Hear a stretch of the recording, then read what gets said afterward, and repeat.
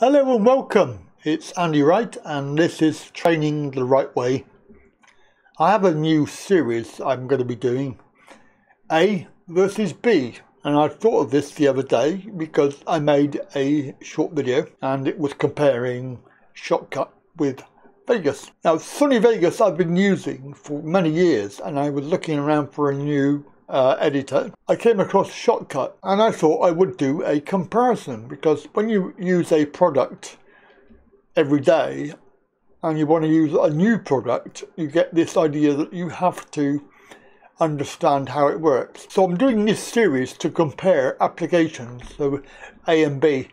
Hopefully one of them I've been using for a little while and the other one is possibly a new item. So I hope you enjoy it, and of course if you want to see more then please tune in and click the subscribe button. Thank you very much and I'll catch you very soon.